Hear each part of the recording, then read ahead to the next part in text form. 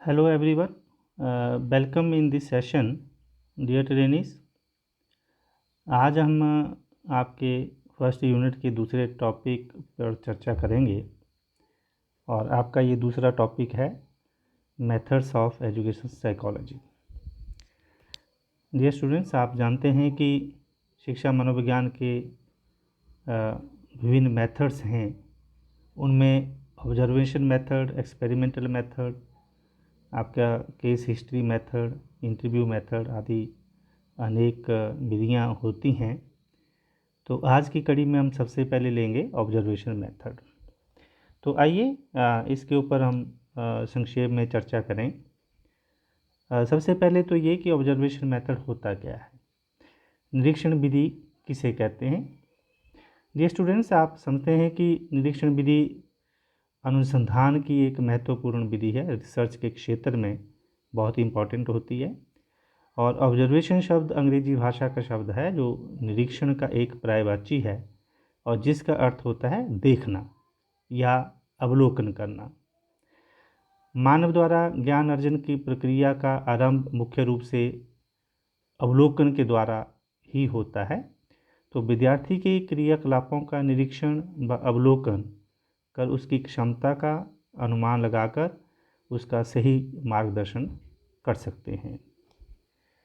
तो हमारे ये मुख्य तत्व आए कि निरीक्षण में एक प्राइमरी डाटा होता है, प्राथमिक सामग्री होती है, और इसमें यूज़ ऑफ आइज़ होता है, नेत्रों का एक प्रयोग होता है। और अवलोकन विधि में नेत्रों का पूर्ण और सही प्रयोग करना ही अवलोकन होता है। और दूसरे शब्दों में ये कह सकते हैं कि ये बड़ा निरीक्षण सावधानी से किया जाता है तथा इस विधि से जो व्यक्ति अध्ययन करता है वह अध्ययन में प्रत्यक्ष रूप से भाग लेता है। तो ये कुछ एक तत्व हैं निरीक्षण विधि के। मेनली हम संक्षेप में ये कह सकते हैं कि आई टू आई कांटेक्ट के माध्यम से हम ऑब्जर्वेशंस करते हैं। तो देखते हैं कि इसके कौन कौन सी टाइप्स हैं। ऑब्जर्वेशन की बहुत तरीके हैं, बहुत सारे प्रकार हो सकते हैं। तो पहला हम लेते हैं सहभागी निरीक्षण। आप जानते हैं पार्टिसिपेंट ऑब्जर्वेशन एक होती है, दूसरा असहभागी निरीक्षण, तीसरा आयोजित निरीक्षण, चौथा नियंत्रित विधि, पांचवा सरल तथा अनियंत्रित विधि और छठा सामूहिक निरीक्षण विधि। तो ऐसे विभिन्न प्रकारों में हम लोग बांट सकते हैं। जैसे हम सहभागी निरीक्षण की अगर बात करें तो पार्टिसिपेंट ऑब्जर्वेशन क्या होती है। इस प्रविधि में निरीक्षणकर्ता स्वयं उस समूह के सदस्य के रूप में कार्य करता है जिस समूह का वो निरीक्षण करता है। आप शब्द से समझे होंगे, सहभागी निरीक्षण यानी कि समूह का सदस्य बनकर, उसके साथ घुल मिलकर, उसका एक अंग बनकर, उनके बीच में रहकर उनका निरीक्षण करता है। तो समूह की सभी क्रियाओं में वह सक्रिय रूप से भाग लेता है। इस करके हम इसको पार्टिसिपेंट ऑब्जर्वेशन कहते हैं। दूसरा हमारा असहभागी निरीक्षण, जैसे शब्द से ही क्लियर है, नॉन पार्टिसिपेंट ऑब्जर्वेशन। तो असहभागी निरीक्षण में निरीक्षणकर्ता समूह के बाहर रहकर समूह के सदस्यों के व्यवहार का निरीक्षण करता है, उसका पार्ट बनकर नहीं, लेकिन उनसे बाहर रहकर वह समूह की क्रियाओं में सक्रिय रूप से भाग नहीं लेता, लेकिन बाहर से ही उनके व्यवहार को नोट करता रहता है। तो उसे हम नॉन पार्टिसिपेंट ऑब्जर्वेशन कहते हैं। Is it clear.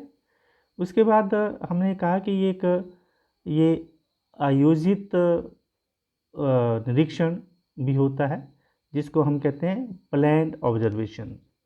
तो प्लान्ड ऑब्जर्वेशन के अंतर्गत विशिष्ट विशेषताओं या घटनाओं को जानने के लिए एक विशेष वातावरण तैयार किया जाता है और निरीक्षण पर भी पूर्व नियोजित नियंत्रण रखा जाता है तथा फिर बच्चों या व्यक्तियों का अध्ययन किया जाता है।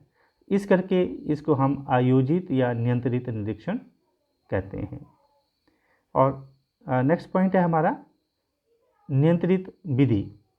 तो जैसे नियंत्रित निरीक्षण, इस विधि में को व्यवस्थित विधि भी कहते हैं, क्योंकि इस विधि में निरीक्षण कर्ता जो निरीक्षण की योजना पहले से ही बना लेता है और वो पूर्व निश्चित तथा व्यवस्थित योजना के अनुसार निरीक्षण करता है, यानी कि उसके ऊपर उसका नियंत्रण होता है। और ये नियंत्रण दो प्रकार से संभव है, निरीक्षक स्वयं पर नियंत्रण रखकर और जो घटना घट रही है वो निरीक्षित घटना पर नियंत्रण रखकर।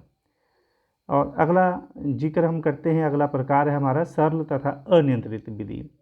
जैसे आप इस शब्द से समझ रहे हैं कि जब किसी घटना या निरीक्षण जो प्राकृतिक परिस्थितियों में किया जाए तथा प्राकृतिक परिस्थितियों पर कोई भारी दबाव ना डाला जाए, जैसे वो परिस्थितियां हैं नेचुरल, तो एक किस्म की एक नेचुरल ऑब्जर्वेशन है। जैसी परिस्थितियां हैं उनको बदला ना जाए, उनके ऊपर कोई दबाव ना डाला जाए और जैसे हैं उनको वैसे ही जो वो उनका निरीक्षण किया जाए, इसको हम अनियंत्रित निरीक्षण कहते हैं। तो डियर ट्रेनी, ये इस तरह के निरीक्षण हमें अपने इस मनोविज्ञान के क्षेत्र में करते हैं और कभी हम समूह के ऊपर इकट्ठा निरीक्षण करते हैं, सामूहिक निरीक्षण जिसको हम कहते हैं। तो ये अपने आप शब्दों में से क्लियर है, इसके ऊपर हमने विस्तार से चर्चा करी है। तो इन पॉइंट्स को आप लोग क्लियर करें, क्योंकि 2-2 मार्क्स के कभी ये आपको एनुअल एग्ज़ाम में प्रश्न पूछा जा सकता है कि पार्टिसिपेंट ऑब्जर्वेशन क्या होती है या नॉन पार्टिसिपेंट ऑब्जर्वेशन क्या होती है, या आपकी जो सिंपल या अनकंट्रोल्ड ऑब्जर्वेशन क्या होती है, या सिस्टमेटिक कंट्रोल्ड ऑब्जर्वेशंस क्या होती हैं। तो जहाँ तक अगर हम बात करें इसके मेरिट्स की, आप देखें कि इसकी सबसे कुछ एक मेरिट्स हैं कि ये वैध होता है, वस्तुनिष्ठ होता है, सरलता इसमें देखने को मिलती है और विश्वसनीयता इसके भीतर पाई जाती है और ये विधि व्यापक प्रविधि होती है। आप जानते हैं सबसे पहला गुण इसका कि ये सरल है, ये सरल विधि होती है। सरल का तात्पर्य कि ये आसानी से आई टू आई कांटेक्ट के द्वारा की जा सकती है और इसका जब हम निरीक्षण करते हैं इसमें हमारे पास अनेक समस्याएं आती हैं, हमारे सामने प्रस्तुत होती हैं, तो मानव को ऐसी नई समस्याओं से अवगत कराती हैं जो सामाजिक मनोविज्ञान के क्षेत्र में नए अध्ययनों का विषय बनती हैं। तो नियंत्रित निरीक्षण में क्योंकि घटनाओं का निरीक्षण प्रत्यक्ष रूप से किया जाता है, अतः इस विधि द्वारा जो प्राप्त परिणाम हैं वो विश्वसनीय होते हैं और वस्तुगत होते हैं या वस्तुनिष्ठ होते हैं। तो इस विधि का प्रयोग हम जो है वो अपने सामाजिक मनोविज्ञान के विषय पर अध्ययन करने के लिए या उपकल्पनाएं बनाने में हमें सहायता मिलती है और इसके परिणाम शुद्ध होते हैं, वैज्ञानिक होते हैं, क्योंकि अवलोकन हम प्रत्यक्ष रूप से करते हैं, आई टू आई कांटेक्ट के द्वारा करते हैं, इस करके इसके परिणाम जो है वो विश्वसनीय होते हैं। अब हम इसकी लिमिटेशंस की बात करें या इसकी दोष या कमियों की बात करें, तो इसका एक मुख्य दोष या लिमिटेशन यह है कि इसमें व्यवहार का अस्पष्ट होना। जिस भी व्यवहार का हम निरीक्षण कर रहे हैं उसमें स्पष्टता की कमी हमें देखने को मिलती है, क्योंकि हम दूसरों को अपने समान हर एक व्यक्ति में इंडिविजुअल डिफरेंसेस होते हैं और हर एक व्यक्ति को हम अलग अलग ढंग से निरीक्षित करते हैं। एक निरीक्षणकर्ता एक ही घटना का अलग निष्कर्ष पर पहुंच सकता है और दूसरा निरीक्षणकर्ता उसी घटना को अलग ढंग से उसका व्याख्यान कर सकता है। और तीसरी लिमिटेशन हम उन्हें बात करें तो प्रयोजन का बनावटी व्यवहार। जब कोई सिचुएशन कंट्रोल्ड होती हैं या योजनाबद्ध तरीके से की जाती हैं, तो वो जब किसी व्यक्ति को पता चलता है कि मेरे व्यवहार का निरीक्षण किया जा रहा है, तो उसके व्यवहार में वो बनावटीपन आ जाता है। और निरीक्षणकर्ता, क्योंकि जैसे कहा कि वो पार्टिसिपेंट ऑब्जर्वेशन में समूह का सदस्य बनकर घुल मिलकर रहता है तो कभी कभी वो इमोशनली उनके साथ जुड़ जाता है और उनके साथ कंसर्न्स रखता है, तो इस करके उनके निरीक्षण करने में उसमें पक्षपात की भावना का आना की संभावना हो जाती है। यानी कि कुल मिलाकर हम देखें तो इस शिक्षा के क्षेत्र में इस निरीक्षण विधि का क्या महत्व है या क्या योगदान है। डियर ट्रेनीज, आप जानते हैं कि ये पद्धति सरल होने के कारण बहुत उपयोगी होती है, क्योंकि बहुत आसान है, इसमें कोई व्यय नहीं होता, कोई खर्चा नहीं होता। आई टू आई कांटेक्ट के द्वारा हम किसी को, चाहे वो नेचुरल परिस्थिति में देख रहे हैं, चाहे वो आर्टिफिशियल प्रत्यक्ष या परोक्ष रूप से हम देख रहे हैं। आप जानते हैं कि विज्ञान का प्रारंभ निरीक्षण से होता है तथा अंत में उसे परीक्षण के लिए पुनः निरीक्षण पर ही लौटकर आना पड़ता है। किसी भी साइंस की शुरुआत तो ऑब्जर्वेशन से ही होती है, और जब हमने उसको टेस्ट करना हो तो हमें दोबारा से निरीक्षण पर लौटकर आना पड़ता है, क्योंकि मानव स्वभाव से ही अपनी सभी ज्ञान इंद्रियों में से आँख पर सबसे अधिक विश्वास करता है। आँख पर ये जो सेंस है, जो हमारी दृष्टि संवेदना है, ये ह्यूमन नेचर है कि सबसे ज़्यादा ट्रस्ट हमें आँखों से देखने से होता है। तो ये मानव स्वभाव की प्रकृति है कि हम अपनी आँखों पर बहुत विश्वास करते हैं। अतः इस पद्धति के द्वारा जो भी इन्फॉर्मेशंस एकत्रित की जाती हैं, जो भी सामग्री इकट्ठी की जाती है, एकत्रित की जाती है, वो अधिक विश्वसनीय होती है।